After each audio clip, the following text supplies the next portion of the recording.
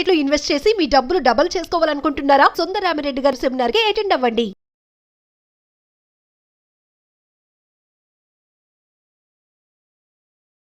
నమస్తే, welcome to Suman TV. Present మనతో పాటు ఉన్నారు certified wealth manager Sundar Rama Reddy గారు. నమస్తే సార్. నమస్తే అండి. సార్, గోల్డ్ ప్రైసెస్ గురించి మాట్లాడుకుంటే అటు వార్ స్టార్ట్ అవ్వడం, మళ్ళీ క్రూడ్ ఆయిల్ పెరగడము, ఇంకా ట్రంప్ టారిఫ్ ఎఫెక్ట్, మరి దీనివల్లే గోల్డ్ మళ్ళీ పెరుగుతుంది అనుకోవచ్చు అంటారు. కొంచెం ఫ్లక్చువేట్ అవుతుంది కదా? అలానే ఏం లేదు, అయితే సపోర్ట్ లెవెల్లో ఉందండి. 4000 అని సెంటిమెంటల్గా మార్కెట్ పర్ ఔన్స్ అనేది చాలా సెంటిమెంటల్ మార్క్ అనమాట. అక్కడికి వచ్చే బౌన్స్ అవుతుంది. ఇది 4సారి బౌన్స్ అవడం అనేది. అండ్ కాబట్టి టెంపరీగా గోల్డ్కి డిమాండ్ పెరుగుతుంది అనుకోవచ్చు. టెంపరీగా ఇది 4000. అందుకని 4000 ఫర్ ఔన్స్ ఉన్నంత వరకు గోల్డ్ పైకే ట్రై చేస్తుంది. అంటే ఇండియాలో 1,40,000 ఉన్నంత వరకు. అది కనుక ఒకసారి బ్రేక్ డౌన్ అయిందనుకోండి, కొత్త లో స్టార్ట్ అవుతుంది అనమాట అది. అండ్ చైనా వాళ్ళు బాగా కొంటున్నారండి. గత 20 నెలల నుంచి కంటిన్యూస్ కొంటున్నారు. అండ్ లాస్ట్ జూన్ మంత్లో వాళ్ళు ఆల్మోస్ట్ 15 టన్స్ కొన్నారు. ఎంత 15 టన్స్ అంటే ఎంత పెద్దదంటే ఎంటైర్ బంగ్లాదేశ్లో ఇప్పుడు దాకా వాళ్ళ హోల్డ్ చేసినంత, అంటే వీళ్ళు ఎవ్రీ మంత్ యాడ్ చేసుకుంటూ పోతున్నారు. ఇంత యాడ్ చేసిన తర్వాత కూడా చైనా వాళ్ళ దగ్గర ఒక 2,300 టన్నులు ఉంది. అది ఎంత అంటే టోటల్ ఫారిన్ రిజర్వ్స్తో పోల్చుకుంటే 80% వాళ్ళ దగ్గర ఉంది. అంటే ముందు రోజుల్లో కూడా ఇంకా కొంటారు వాళ్ళు గోల్డ్. ఎందుకంటే వాళ్ళ దగ్గర అమెరికన్ డాలర్స్ చాలా ఉన్నాయి. అంటే ఫారిన్ రిజర్వ్ని ఖచ్చితంగా గోల్డ్లోకి మారుస్తారు. ఇప్పుడు వాళ్ళ దగ్గర ఉంది 8%. అదే అమెరికా వాళ్ళు అనుకోండి, వాళ్ళ టోటల్ ఫారిన్ రిజర్వ్లో గోల్డ్ వాటా 88%. అందుకని ఫ్రెంచి కావచ్చు, లేదా జర్మనీ కావచ్చు, లేదా అమెరికా కావచ్చు, వీటన్నిటి దగ్గర గోల్డ్ వేల టన్నుల్లో ఉంది. అదే వాళ్ళ ఫారిన్ టోటల్ రిజర్వ్తో పోల్చుకుంటే 80% దాకా ఉంది అనమాట అక్కడ.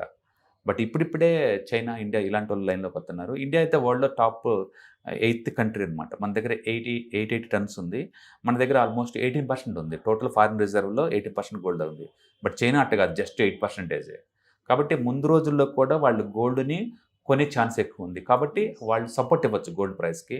కాబట్టి వరల్డ్ వైడ్గా ఈ ట్రంప్ ఉన్నంతకాలం గోల్డ్ అన్సర్టనిటీ గురైనా సరే, లాంగ్ టర్మ్ మాత్రం గోల్డ్ ఇది బెస్ట్ ఇన్వెస్ట్మెంట్. అంతే. రైజ్ అవ్వడం ఇంకా పైకి వెళ్ళదంటారా? పడిపోయే ఛాన్స్? పాత రేటు అంత అగ్రెసివ్గా వెళ్ళవండి. అది it may be take 1 or 2 years పాత రేట్. ఎందుకంటే అది చాలా 1,80,000 చాలా పెద్ద రేట్ అది. ఆ రేటుకి అంత క్విక్గా పోయే కండిషన్స్ అయితే ఇప్పుడు కనపడలేదు. కానీ బట్ సపోర్ట్ ప్రైస్ అయితే మాత్రం ప్రస్తుతానికి ఇండియాలో 1,40,000, అదే డాలర్లో చెప్పాలంటే 4,000 దగ్గర సపోర్ట్ నడుస్తుంది. అది క్రాక్ అయితే కనుక ఇంకా కింద పోయే ఛాన్స్ ఎక్కువ ఉంది.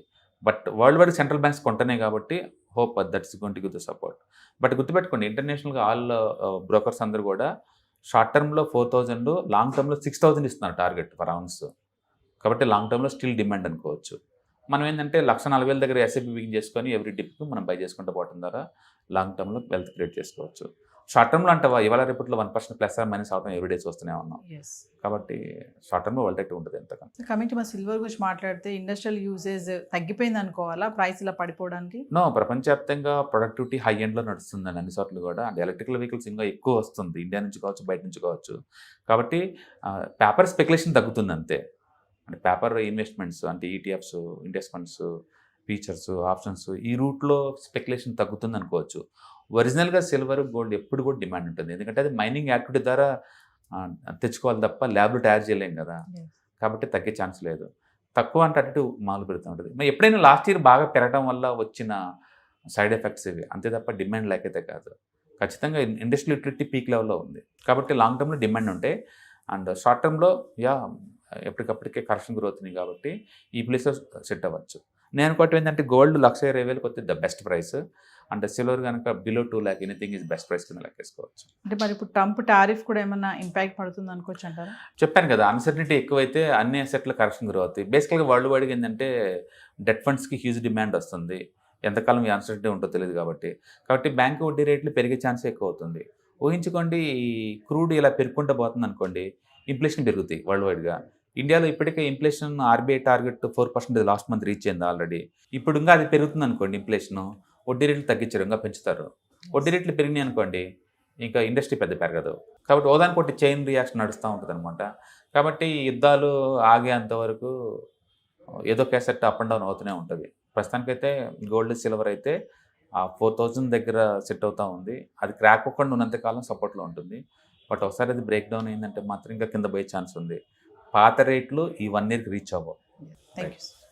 హాయ్, 1 day క్లాస్ రూమ్ ఎన్విరాన్మెంట్లో ఆఫ్లైన్ వెబినార్ జరగబోతుంది.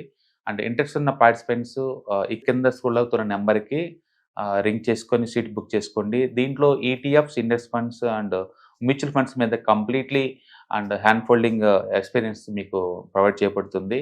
దీని ద్వారా ఏంటంటే మనం అసెట్స్‌ని స్టాక్ మార్కెట్‌లో ఎలా మేనేజ్ చేసుకోవాలి, ఎలా గ్రో చేసుకోవాలి, ఎలా ప్రొటెక్ట్ చేసుకోవాలో అంటే ప్రాక్టికల్‌గా నేర్చుకుంటారు. కాబట్టి ఇంట్రెస్ట్ ఉన్న పార్టిసిపెంట్స్ కింద స్క్రోల్ అవుతున్న నెంబర్‌కి పింగ్ చేసి సీట్ రిజర్వ్ చేసుకోండి. Thank you.